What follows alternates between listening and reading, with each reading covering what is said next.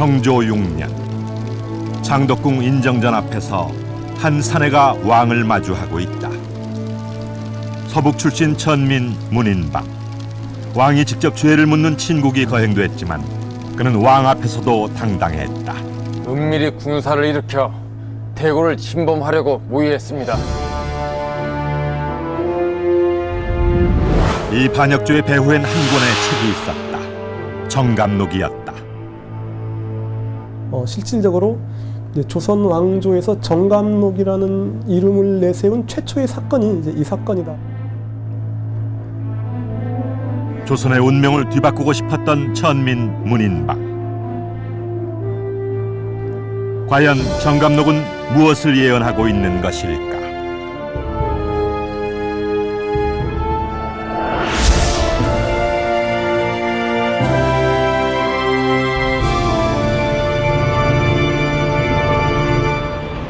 산천종기 이버계룡산 정씨 800년 지지.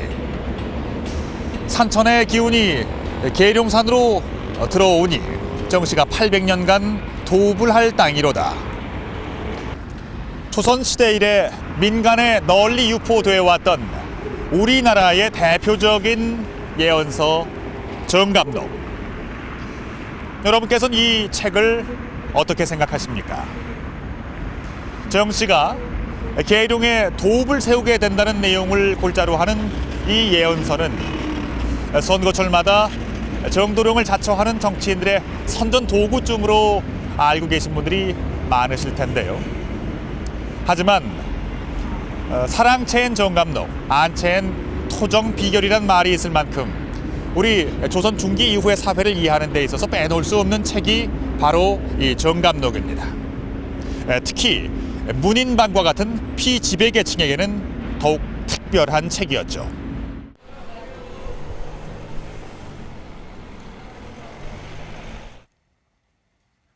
조선시대 중조인들의 공초 내용이 기록된 추안급 구관.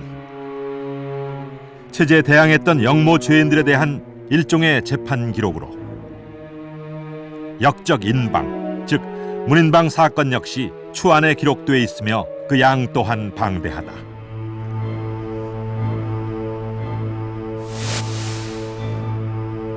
정조 즉위 초기에 벌어진 이 사건을 조정은 결코 가벼이 여기지 않았다.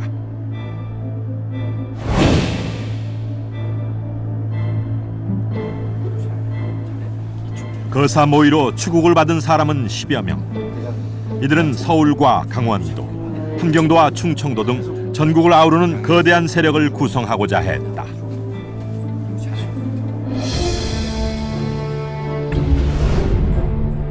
세가 규합되면 강원도 양양에서 봉기해 군수를 죽이고 무기와 병사를 모은 후 강릉과 원주를 거쳐 동대문으로 진격. 조선 왕조의 심장부를 차지할 계획이었다. 문인방 사건은 거의 알려져 있지 않은 사건인데요.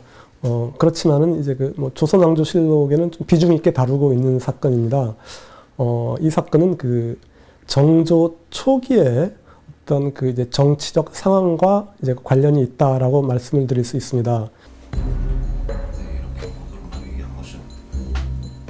정조 즉위 초 2조 판서를 지낸 송덕상은 그를 천거한 홍구경이 숙청되면서 정치적 위기에 놓인다. 1781년 송덕상의 유배와 함께 거사 모의가 본격화된다. 10여 명의 공모자 중 송덕상과 이경래가 양반이었을 뿐 문인방을 비롯해 모두가 천민과 양민이었다. 문인방 사건에는 여러 명의 양반들과 또 다수의 평민 지식인들이 결합된 것을 알 수 있습니다. 여기서 중요한 사실은 그 평민 지식인들이 소수 양반들의 하수인으로서 역할을 한 것이 아니라는 점입니다. 문인방은 이 사건의 핵심 인물이었습니다. 주모자 문인방, 그는 천민이었다. 그러나 2조 판서 송덕상으로부터 옥포선생이라는 서호를 받을 정도로 신임이 두터웠던 그는 함경도와 충청도를 돌며 병력을 모집하는 등 사실상 거사를 주도한다. 사후에 장수나 재상 자리를 약속받은 문인방은 거사의 성공을 위해 정감록에 의지했다. 거사 날짜가 정해지자 정감록 가운데 6자를 적어 하늘에 축수를 올린다. 사료에서도 차마 밝히지 못한 정감록에 등장하는 육자 흉원, 그것은 무엇이었을까? 육자 흉원, 이거는 뭐 필설로 다 옮길 수 없다는 의미죠. 흉원이라는 말은. 그렇기 때문에 그 내용은 전하지 않습니다. 따라서 이제 정확히 알 방법도 없고요. 그렇지만은 그 내용이 이제 부도하다라고 하거든요. 부도하다라고 하는 것은 이것은 성리학적인 이념과 이제 위배된다는 논리죠. 사건의 맥락 속에서 본다면은 적어도 목자망 존업흥과 같은, 즉 이씨가 망하고 정씨가 새로운 왕조의 주인이 된다는 그런 뜻을 담은 흉언이었을 것입니다. 다만 그 표현이 이보다 훨씬 더 직접적이고 왕을 직접 겨냥한 그러한 내용이 아니었을까.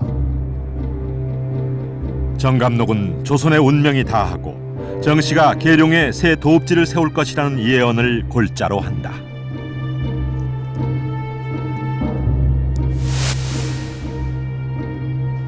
산천의 기운이 계룡산으로 들어가니 정씨가 800년 도읍할 땅이로다. 이는 역성혁명, 즉 이씨 왕조의 멸망과 새로운 정씨 왕조의 출현을 예고한 것이다. 그렇다면 왜 계룡산이었을까? 소백산까지 이어지는 태극 모양의 산세, 물줄기가 다시 태극 모양으로 휘감고 있는 이른바 산태극 수태극의 계룡산은 풍수지리학자들이 꼽는 최고 길지 중 하나다. 조선 건국과 함께 태조 이성계도 이곳 계룡산의 도읍을 정하고자 터를 닦았다.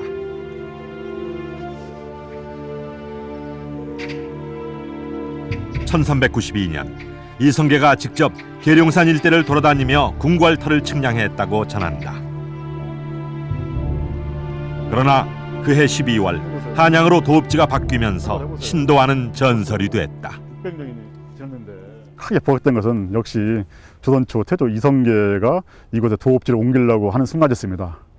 그 이후부터는 이 계룡산 신도관이 전국적으로 주목을 받았고 이곳이 새롭게 변화되고 어떤 후천 개벽이라든가 유토피아적인 이 지역이 뭔가 새로운 것을 생성될 수 있고 새로운 세계를 열어갈 수 있는 그런 신성한 땅으로 여겨지게 된 것입니다.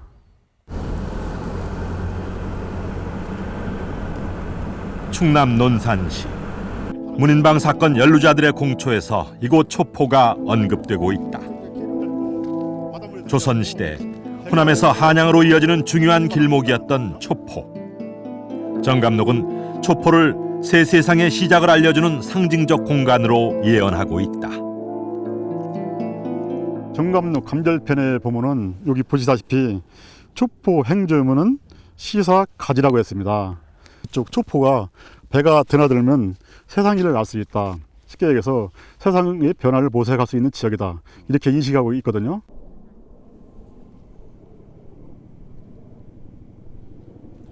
정감록을 믿는 사람들에게 초포마을은 일종의 성지였다. 지금까지도 지역민들에게 이 예언은 뿌리 깊이 각인되어 있다. 초포가 여기 동네 이름인데 계룡산 돌이 휘어지면은 그런 좋은 세상이 오면 여기에 배가 뜬다 이런 이유가 있다고 들었습니다. 조선이 망하고 계룡에 새로운 왕조의 도읍이 세워질 것이라는 예언은 사실상 공공연했다. 계룡산 연천봉 정상.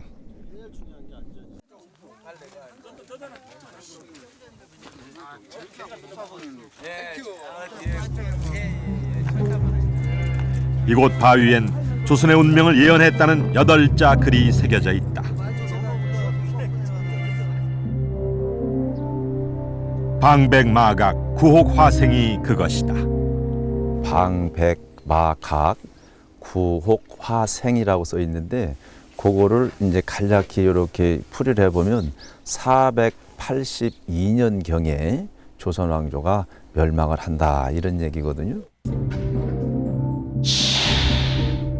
방백마각의 방은 네모졌다는 뜻으로 넉사를, 말은 10간 중 5에 해당하는 동물이니 5자를 파자해 80으로 뿔은 2를 뜻한다.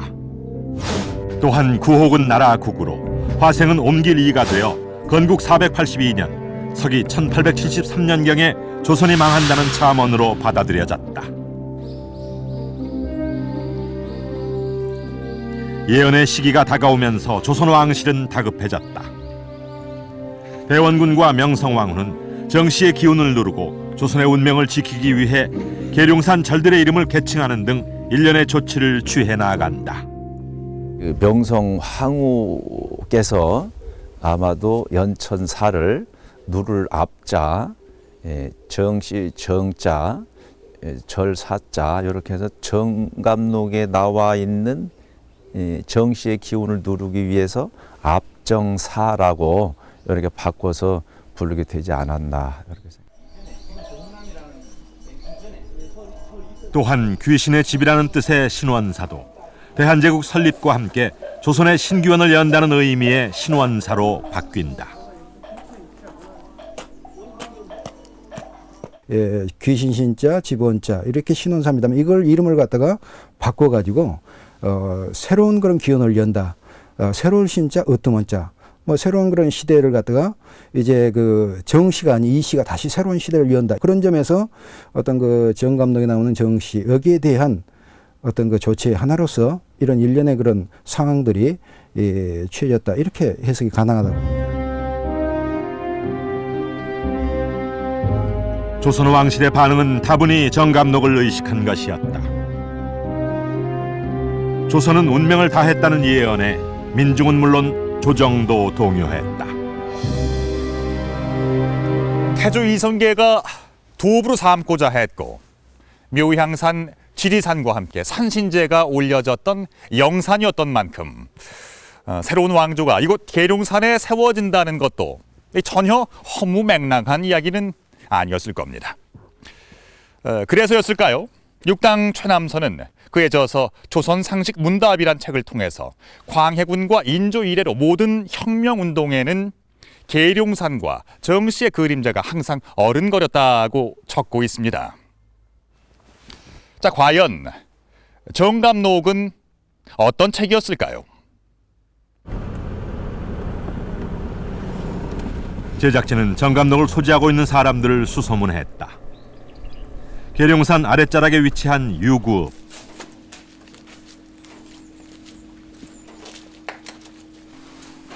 올해 93세 이중현 할아버지는 젊은 시절 자신이 필사한 정감록을 소장하고 있다. 감록 비결. 아, 그게요?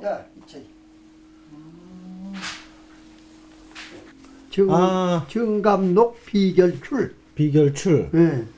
여기는 뭐라고 써져 있는 건가요? 이건 귀축 12월 18일. 해방 이후 혼란스러운 전국 속에서 정감록은 청년들의 마음을 사로잡았다. 그러니까 어르신께서 이거 직접 쓰신 건가요? 네, 내가 쓴 거지. 이것이 하도 감록 비결이라고 해서 유명하다고 해서 책을 빌려다가 베낀 거예요. 붓으로 그럼 내가. 그때 그래도 젊은 사람이라도 뜻이 있어서. 정감록이라는 것은 이게 언제든지 맞을 수는 있을 것이다. 이거 주자고 오신다고 해서 나 그거 생각했어. 정씨 계룡 도읍설과 함께 난세의 몸을 보존할 수 있는 피난처가 정감록 예언의 핵심이다. 이거 이제 송송 전전 가가 이로움이 소나무 밭 집에 있다. 예. 이 세 군데가 가면은 거기가 살 수 있다. 이로움이 소나무와 밭 그리고 집 세 군데에 있다는 정감록의 예언. 이중현 씨는 한국전쟁 당시 이 예언이 적중했다고 믿는다. 이 마을은 아주 깨끗했죠. 양편에서 다 왔다도 저기 인민군도 오고 우리 하군도 왔다도 조용히 다니셨지.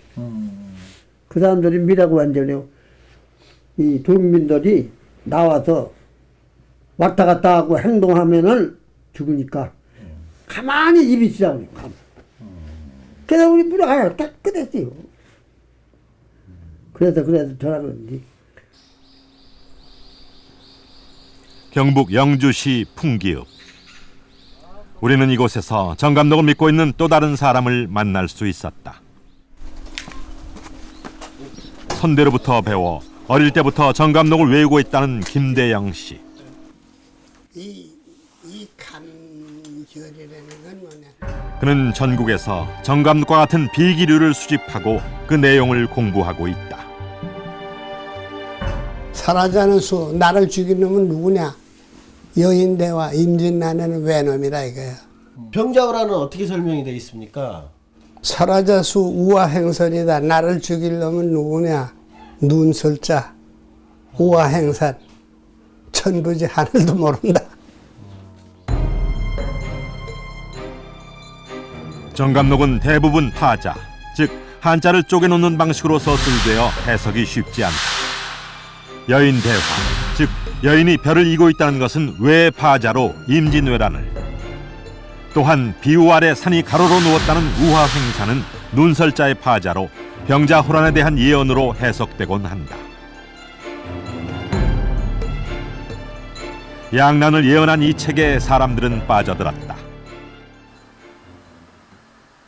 그렇다면 이 예언은 얼마나 신빙성이 있는 것일까? 정감독은 정감과 이심이 팔도를 유람하다가 금강산 가야산에 올라 미래에 대해 나눈 이야기로 구성되어 있다. 황해도와 평안도는 3년간 천리 안에 인가가 없을 것이다. 시체가 산처럼 쌓이고 피가 내를 이루고 한강 남쪽 백리의 인적이 영영 끊어질 것이다. 앞으로 다가올 섬뜩한 재앙과 이때 몸을 보존하는 방법까지. 그러나 규장각 본 정감록에서는 여인대화와 우화횡산의 내용은 찾을 수 없다.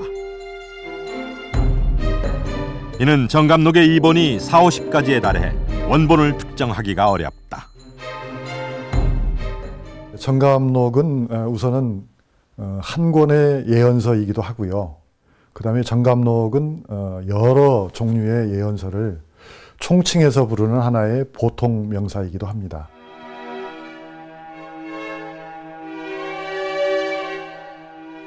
저술 연대를 확인하기도 쉽지 않다.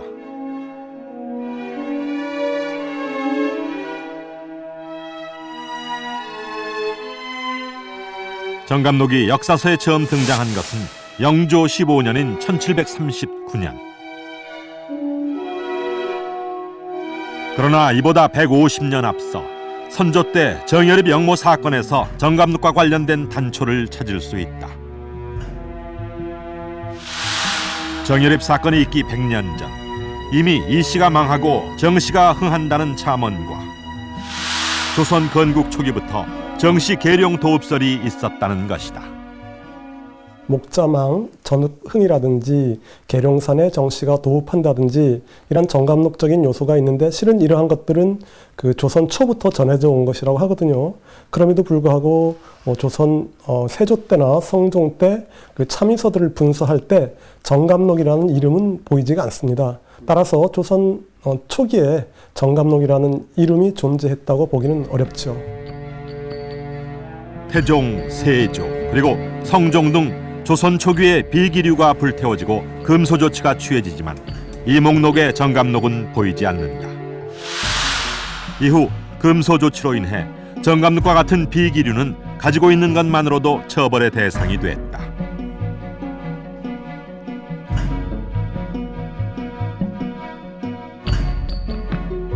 그러나 금소 조치도 정감록의 유통을 막진 못했다. 몰래 필사한 정감록이 집집으로 퍼져갔고 자연스럽게 필사자의 생각이 덧붙여지거나 일부 내용이 빠지기도 했다. 이렇게 민중들의 손을 거쳐 정감록은 완성됐다. 그런데 왜 정씨였을까? 조선왕조와 배치되는 성격을 가지고 있는 뚜렷한 인물들을 배출한 성씨가 누구냐라고 했을 때 제일 먼저 떠오르는 게 정씨입니다. 우선 고려 말의 충신 정몽주를 생각할 수 있습니다. 또 조선 초에 왕자은 안에서 희생된 정도전이 있습니다. 그리고 또 조선 선조 때가 되면은 역적의 누명인지도 모르겠습니다만 역모 혐의로 처단된 정여립이 있지 않습니까? 이래서 아마도 많은 사람들의 가슴 속에는 조선 왕조를 대신할 어떤 새로운 왕조가 있다면 그것은 정씨가 되어서 마땅하다 하는 생각이 싹 튼 것 같습니다. 흥미로운 것은 정감록이 등장한 지역이다. 정감록이 최초로 보고된 지역은 18세기 평안도 등 서북 지역. 당시 이곳에선 한글 정감록이 유통됐을 정도였다. 그래서 이 한글판 정감록이 등장했다고 하는 것은 기존의 그 별난의 주도 세력인 이제 몰랑양반, 이제 유랑 지식인만의 이제 그 독과점물이었던 정감록이 일반 백성들에게도 이제 백성들도 이제 이용할 수 있는 또는 널리 퍼지는 이제 그러한 이제 상황으로 이제 들어갔다는. 17, 18세기 서북 지역을 중심으로 무역이 활발해지고 금광개발이나 인삼 재배와 함께 부가 형성되기 시작한다. 이러한 경제적 풍요는 피지배계층 전반에 배움의 기회를 제공했다. 문인방 역시 그랬다. 그는 천민 신분에도 훈장을 사칭하고 전국을 돌며 동조 세력을 모을 정도로 학식이 남달랐다. 그러나 여전히 신분제의 벽은 높았다. 기존의 지식인들과는 성격이 다른 새로운 형태의 지식인들이 한편으로는 사회에 대해서 많은 희망을 가지고 있었지만 그들은 좌절할 수밖에 없는 그런 존재이기도 했습니다. 그래서 정감록의 유포 과정에서는 바로 이러한 평민 지식인들이 결정적인 역할을 수행하게 되는 것입니다. 신분제에 가로막힌 자신들의 꿈을 이루기 위해선 조선의 멸망과 같은 파격적인 방법이 필요했다. 이 씨가 망하고 정 씨가 열 새로운 세상을 예언한 책 정감록.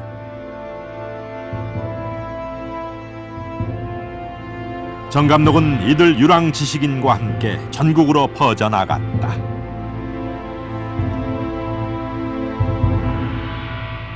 현재 한글본 정감록 2종이 전해지고 있는데요. 그중 한 권은 이곳 단국대 도서관에 소장되어 있습니다. 이처럼 언서 정감록, 즉 한글판 정감록이 존재했다는 것은 정감록이 당시 지배계층뿐만이 아니라 일반 민중들 사이에도 깊이 파고들었다는 뜻인데요. 정감록이 지배계층에게 체제 저항의 이론적 토대를 제공했다는 것은 쉽게 납득이 갑니다만 과연 일반 민중들에겐 어떤 역할을 했던 걸까요?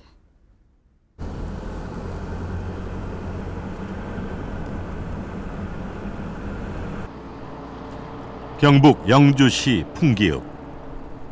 읍내 곳곳에서 인견직물 가게와 공장을 쉽게 볼 수 있다. 전국 생산량의 80%. 인견은 풍기의 대표적인 특산품이다. 풍기의 인견 산업이 시작된 것은 1930년대 평안도 함경도 출신 주민들이 대거 내려오면서부터다. 지금 풍기에 지금 상공업을 하는 업체 중에서 약 한 50%가 60% 해도 과언이 아니라 60%가 지금 이북에서 넘어온 사람들이 그분들이 지금 다 상공업을 하고 있어요. 평안도 특산물이 풍기 특산물로 자리 잡을 정도로 많은 수의 이북민들이 이곳 풍기에 정착했다.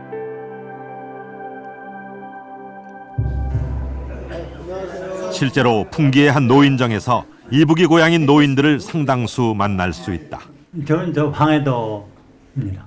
이북이요. 다른 분들은 어떠세요? 제 고향이 신안주거든요.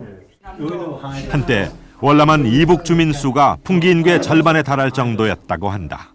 근데 왜 그렇게 북한 출신들이 많으신 거죠? 예. 이들이 풍기로 오게 된 것은 오롯이 정감록 때문이었다.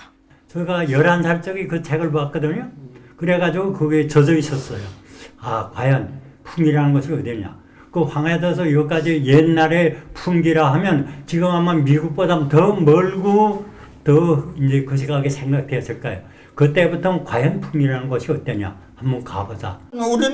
우리는 정감록이 정감이라는 분이 예언한 책이 아주 좋았다. 그렇죠. 그것 때문에 여기 그것 때문에 그 책 때문에 여기로 왔어요. 정감록은 난세에 몸을 보존할 수 있다는 10곳, 이른바 십승지를 전하고 있다. 그중 첫 번째가 풍기다.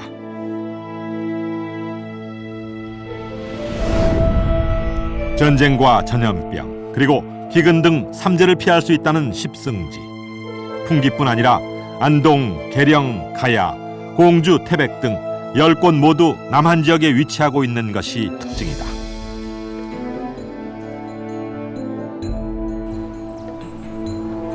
특히 풍기 금계초는 몸을 보존할 뿐 아니라 큰 인물을 배출할 수 있는 길지로 보고 있다.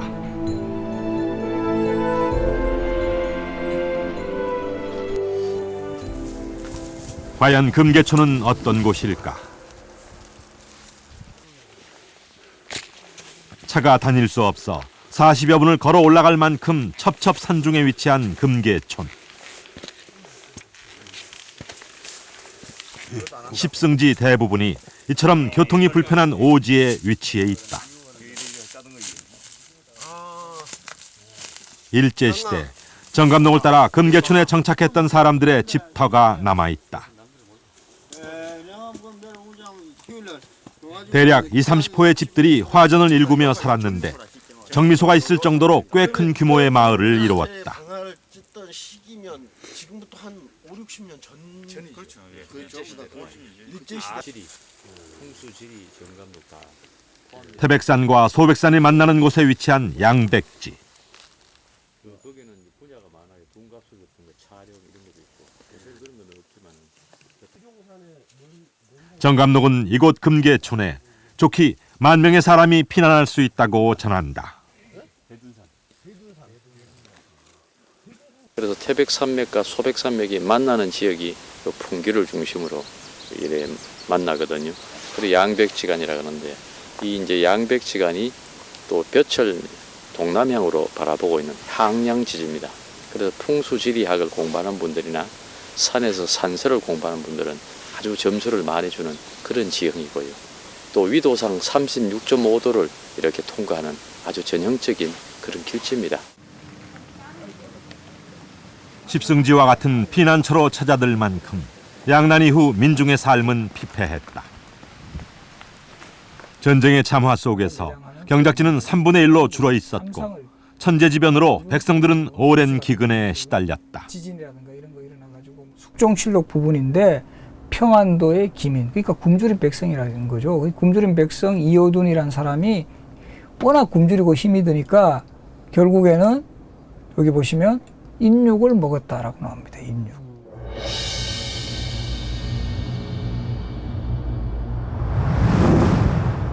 흔히 태평성대로 알려진 영조 제위 기간 내내 백성들은 홍수, 기근, 돌림병에 시달렸다.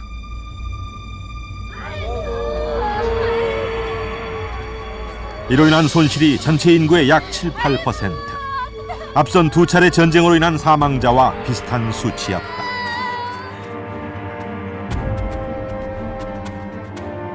하지만 정부는 무능했다. 일부 백성들에게서는 그런 문제를 해결해 줄 수 없는 정부에 대해서 상당히 이제 좀 불만을 갖게 되고, 이런 상황 속에서 일부 이제 그 백성들에게 이제 침투할 수 있는 그런 변혁 사상들, 왕조가 바뀌어야 된다, 세상이 바뀌어야 된다, 우리가 잘 사는 평등한 세상을 만들어야 된다 라는 이런 것이 상당히 이제 그 가슴에 소위 와닿게 되는 거죠. 곤란해지면 지각이 있는 자는 십승지로 들어가라. 절망스런 현실에 놓인 민중들은 정감록의 예언을 따라 몸을 보존할 수 있는 십승지로 찾아들었다. 십승지는 기본적으로 이제 피장처이기는 하지만은 그 정의하기를 이제 병화가 미치지 않는 곳, 그리고 흉년이 들지 않는 곳, 그리고 평범한 사람끼리 만나서 결혼해서 형제들과 함께 어울려 화목하게 살아갈 수 있는 곳, 이렇게 이제 그 정의를 했거든요. 그렇기 때문에 이것은 단순한 피장처이자 또 다른 적극적으로 이제 해석을 한다면은 이상사회라고도 이제 할 수가 있는 거죠.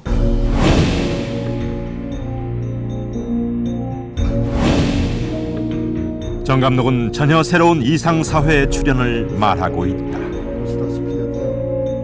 반상무서 예멸사진연후 세사가초이라는 표현이 있습니다. 그러니까 양반과 상놈의 구별이 없어지고 조선의 예법이죠. 예법이 다 사라진 다음에야 세상 일이 어떻게 될 것인가. 이것은 결국 정감록이 지향하는 세상은 성리학 이후의 세계임을 상징하는 것이라고 말하겠습니다. 하늘의 뜻과 산천의 기운으로 무능하고 부조리한 세상은 사라지고 가난하고 억압받는 백성이 주인이 되는 세상. 삶에 지친 민중들은 정감록에서 내일의 희망을 발견했다.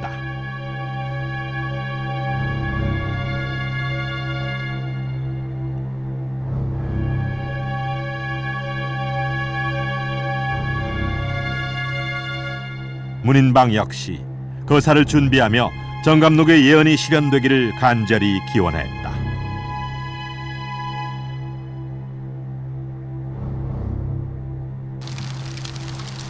그러나 거사는 끝내 실패하고 만다.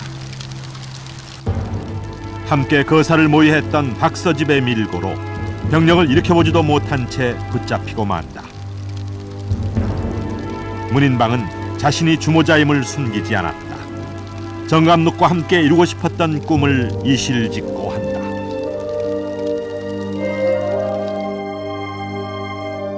정조의 친국이 있던 다음 날, 문인방은 대역부도의 주해로 능지처사에 처해진다.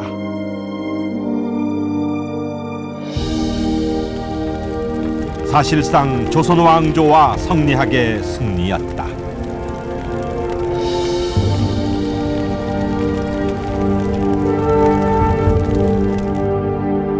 문인방뿐만이 아니라 이경래와 백천식 또한 같은 죄로 능지처사에 처해지게 되고 송독상은 투옥된 뒤 감옥에서 생을 마감합니다. 또한 주모자였던 문인방의 고향 곡산부는 곡산현으로 강등되는 것으로 이번 사건은 모두 일단락이 됩니다. 이후 왕실에선 성리학을 더욱 강조함으로써 정감록과 같은 사학을 뿌리 뽑고자 했습니다. 하지만 이런 왕실의 기대와는 달리 조선 후기 정감록을 배경으로 한 거사는 끊임없이 이어졌습니다.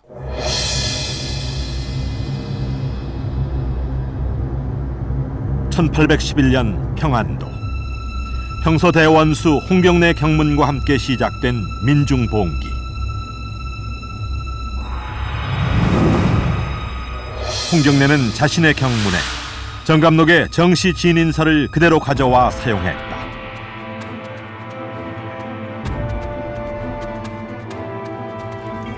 서북민에 대한 차별과 세도 정치에 반발하여 무려 10년이나 준비한 홍경래의 난. 그는 민간에 잘 알려진 정감록에 의지해 별난의 목적을 정당화하고 민중의 지지를 얻고자 했다.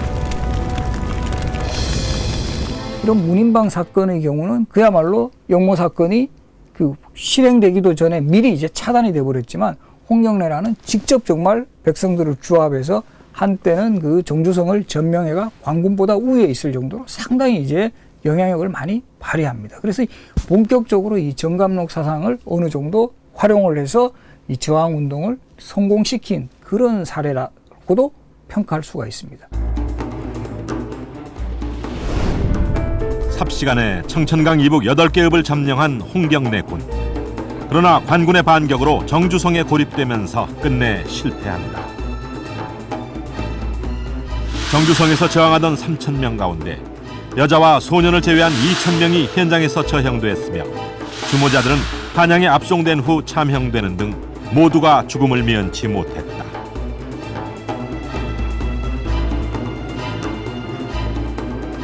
그러나 조선 왕조의 강력한 대응에도 불구하고 변란과 민중운동은 끊이지 않았고 그때마다 정감록은 하나의 사상 체계로서 등장했다.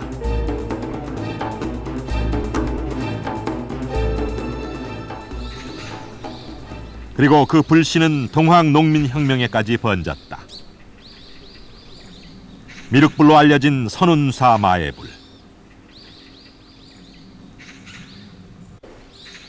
이 미륵불 배꼽엔 세상을 뒤집을 수 있는 비결이 감춰져 있다고 전해 내려왔다.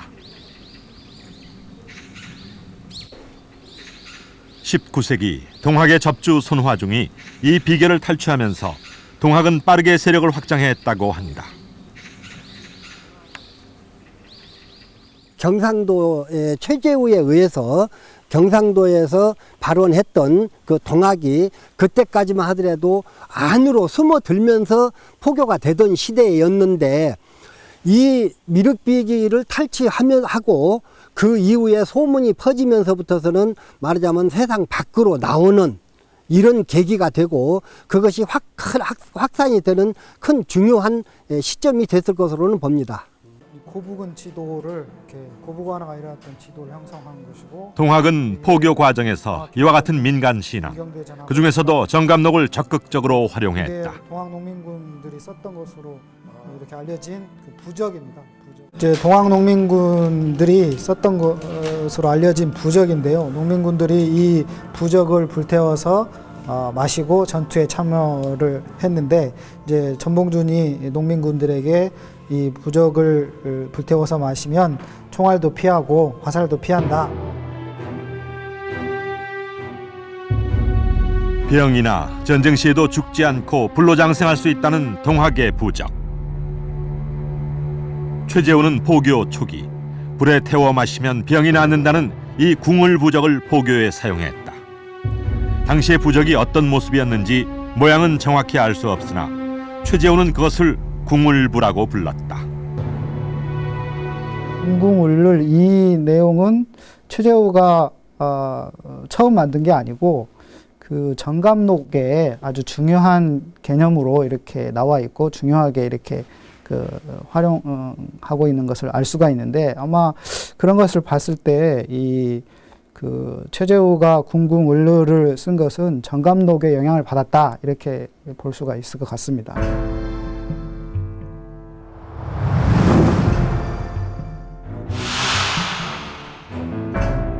최재우를 신문한 공초에 나와 있는 궁궁부적은 정감록이 예언하고 있는 최고의 피장처인 궁궁에서 따온 것이었다. 최재우가 지은 한글 경전인 용담유서.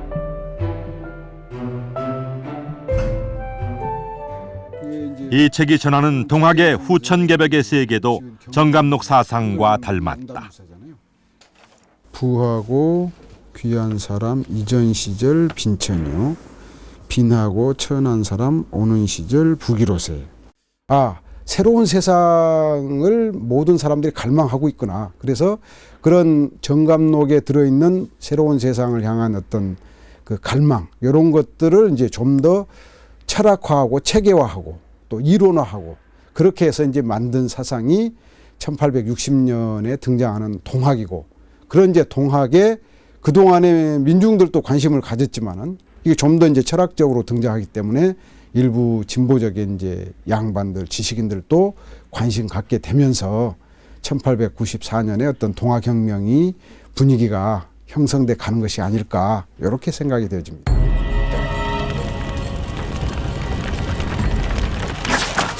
(1894년) 고북운수 조병갑의 횡포와 착취에 대항하여 전봉준을 중심으로 일어난 고부밀란.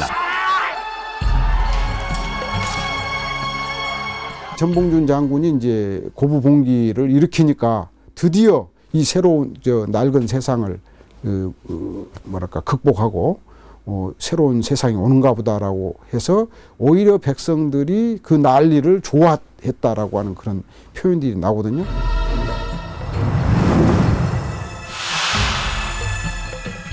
났네 났어 난리가 났어. 에이 참 잘됐지. 그날이 오기만 기다리더라. 이들의 최종 목표는 서울, 즉 조선 왕조였다. 민중들의 봉기를 촉구하는 내용의 구조하고 정감독적인 내용하고 너무너무 유사하죠. 표현은 다르지만은 그 구조가. 그러니까 그런 것에서 보면 이 정감록이 이제 민중들한테 영향을 끼쳤다는 것도 확실하고, 또 동학 그 농민혁명이라든지 전봉준 장군이 봉기를 일으키는 과정에서 정감록의 어떤 그런 사상적 요소라든지 또 정감록적인 분위기가 직접적 간접적으로 아주 강하게 영향을 끼치고 있었다, 이렇게 분명히 말할 수가 있을 겁니다.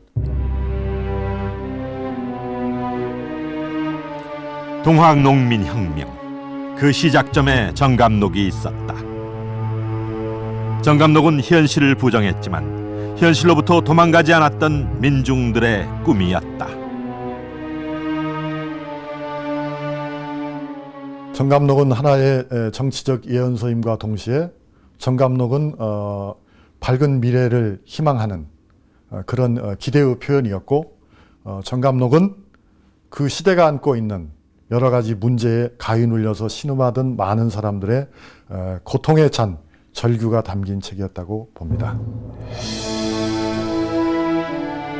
절망 속에서 찾은 한 줄기 희망.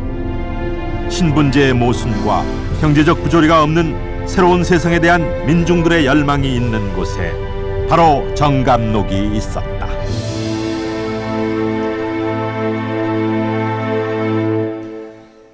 정감록은 이 미륵불에 대한 민중의 기대처럼 내세가 아닌 현세에 이루고 싶은 이상 세계에 대한 꿈을 담고 있었습니다.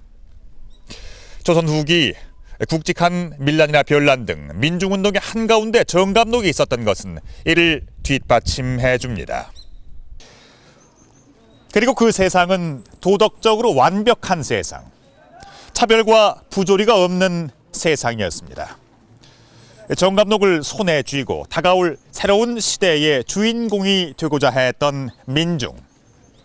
비록 번번이 실패했을지라도 꿈꾸기를 포기하지 않았던 그 민중에 의해 역사는 진보해 왔습니다.